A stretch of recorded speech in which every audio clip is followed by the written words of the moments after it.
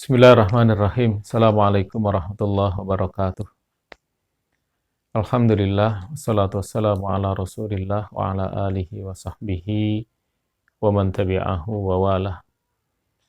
Allahumma akhrijna min dhulumatil wahmi wa akrimna binuril fahmi waftah alayna bima'rifatil ilmi wa sahil akhlaqana bil hilmi waj'alna mimman yastami'una al-qawla fayattabi'una ahsana.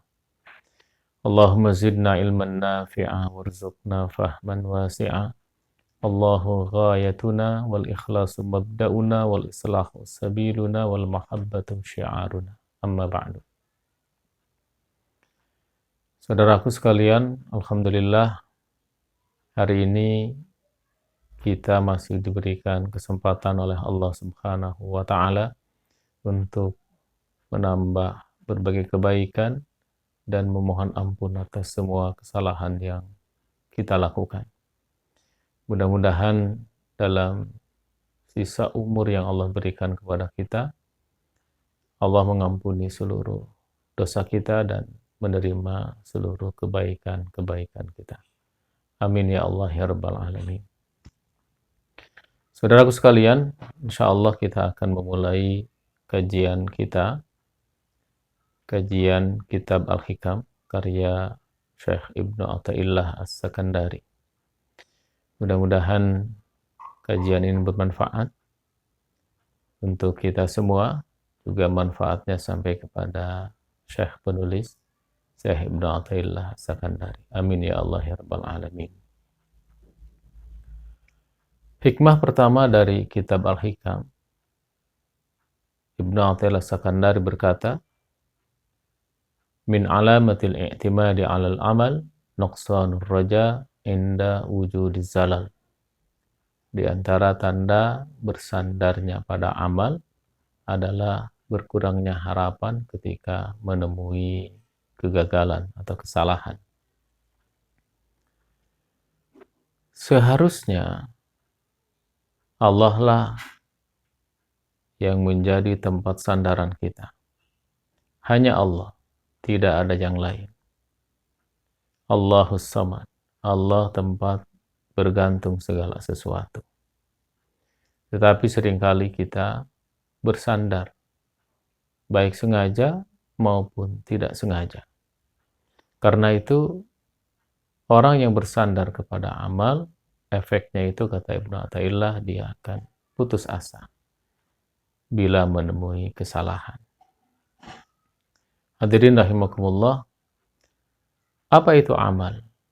Amal adalah harakatul jismi awil qalbi, gerak fisik atau gerak hati. Bila geraknya tersebut sesuai dengan syariat, maka itulah yang dinamakan dengan ta'at. Bila geraknya tidak sesuai dengan syariat atau menyelisihi syariat, maka itulah yang dinamakan dengan maksiat. Apapun amal kita, hatta salat, zakat, puasa, haji, apapun, apabila tidak sesuai dengan syariat, maka itu dinamakan dengan maksiat.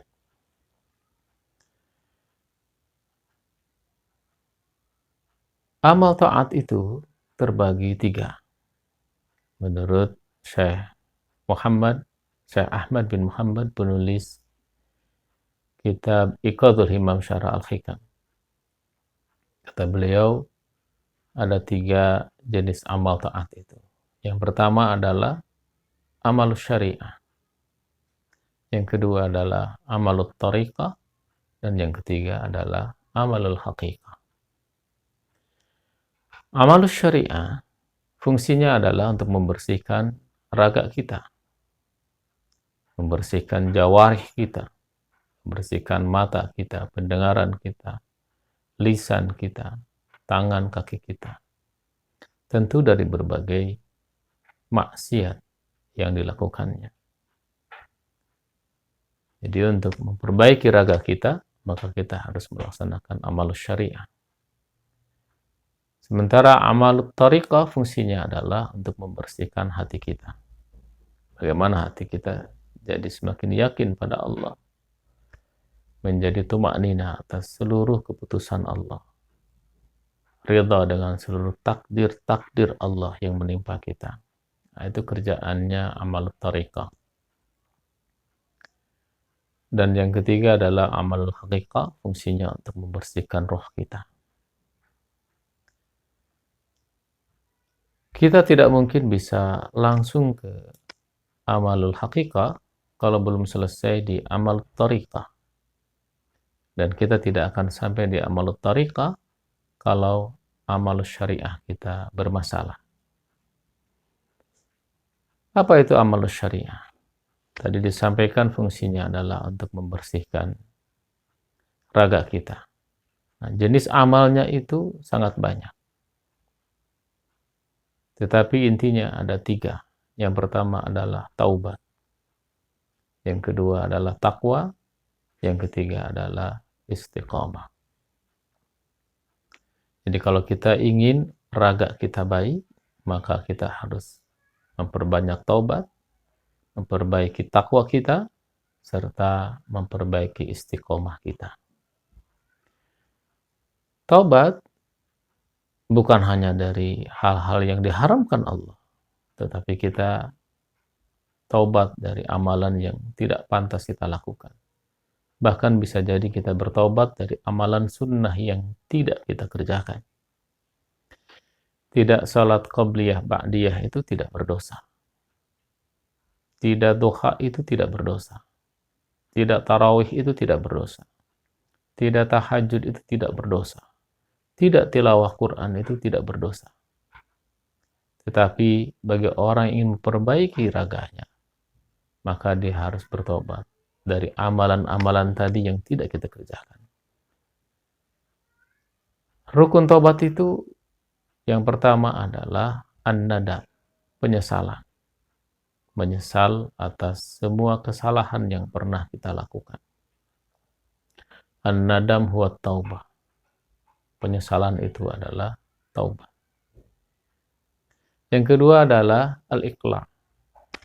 Berhenti dari kesalahan-kesalahan. Jadi kita harus menghentikan berbagai kesalahan. Yang dimaksud menghentikan kesalahan ini adalah ketika bertaubat. Jadi jangan sampai kemudian kita bertaubat sedang melakukan kesalahan. Karena sejatinya tidak ada orang yang bila selesai bertobat dia tidak akan berdosa lagi.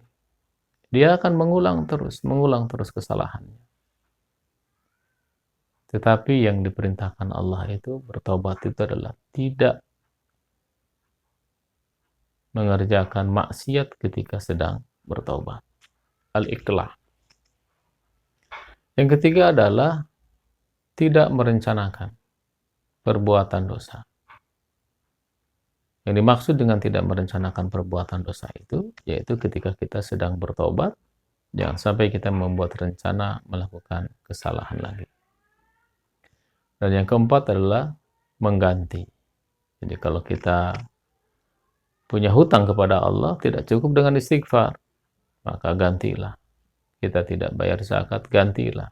Kita tertinggal sholat, gantilah. Tertinggal saum, gantilah. Tidak cukup dengan istighfar. Dan yang kelima, beristighfar. Astagfirullahaladzim. Tapi intinya yang tadi yang 4. Yaitu yang pertama adalah menyesal. Dan menyesal itu tidak mungkin didapatkan oleh mereka yang merasa bersih. Penyesalan itu sangat mungkin dirasakan oleh mereka yang selalu merasa dirinya salah. Jadi orang yang merasa dirinya soleh tidak mungkin dia bisa bertobat. Jadi hanya orang salahlah yang akan merasakan dia menyesal atas berbagai kesalahan. Nah, bila dosa itu terhadap sesama, maka ada tambahannya, yaitu islah atau istighlal. Kalau kita pernah punya kesalahan pada orang lain, maka harus damai, minta maaf. Kalau kemudian kita ngambil hak orang lain, maka harus dikembalikan. Tidak cukup dengan kita istighfar, maka harus mengembalikan hak-hak orang lain yang kita ambil. Itulah taubat. Nah, inilah tangga awal kita. Dan Allah perintahkan dalam Al-Quran, A'udzubillahi minasyaitonirrajim, Ya ayyuhalladzina amanu tubu ilallahi taubatan nasuha. Wahai orang yang beriman, bertaubatlah dengan taubat yang serius, yang sungguh-sungguh. Jadi Allah perintahkan kita bertaubat. Perintah Allah kepada orang-orang yang beriman, bukan hanya kepada orang-orang yang berdosa. Rasulullah Shallallahu Alaihi Wasallam yang dimaksum dari perbuatan salah, beliau dalam sehari semalam tidak kurang dari 70 kali beliau beristighfar dan bertaubat. Disebutkan dalam sebuah hadis, Wallah inni la astaghfirullah wa atubu ilaihi fil yaum aktsara min sab'ina marrah. Demi Allah, sesungguhnya saya selalu beristighfar dan bertobat. Jadi istighfar dan bertobat itu dua hal yang berbeda. Kalau istighfar itu pekerjaan lisan, sementara taubat itu lebih banyak pekerjaan hati. Wallahi inni la astaghfirullah wa atubu ilaihi fil yaum aktsara min sab'ina marrah. Demi Allah, sesungguhnya saya dalam sehari semalam beristighfar dan bertobat tidak kurang dari 70 kali. Dalam hadis lain dikatakan lebih dari 100 kali. Rasulullah yang dimaksum dari perbuatan dosa. Nah, bagaimana kita yang setiap hari pasti melakukan kesalahan, idealnya berapa kali istighfar dan taubat kita. Yang kedua, amal syariat itu adalah takwa. Kita harus melaksanakan seluruh perintahnya, menjauhi larangannya semaksimal kita bisa. Sekali lagi, kita harus bertakwa, melaksanakan perintah, menjauhi larangannya semaksimal kita bisa. Dan yang ketiga adalah istiqamah, konsisten. Bagaimana kita melaksanakan seluruh amal-amalan tersebut agar tetap terjaga amalan kita walaupun sedikit. Karena kata Rasulullah, sebaik-baik amal itu adwamuha wa in qalla. Yang paling kontinu walaupun sedikit. Nah, continue itu yang disebut dengan istiqamah. Mudah-mudahan Allah memberikan karunia kepada kita untuk senantiasa bisa taubat, takwa, dan istiqamah. Wallahu a'lam bishawab. Assalamualaikum warahmatullahi wabarakatuh.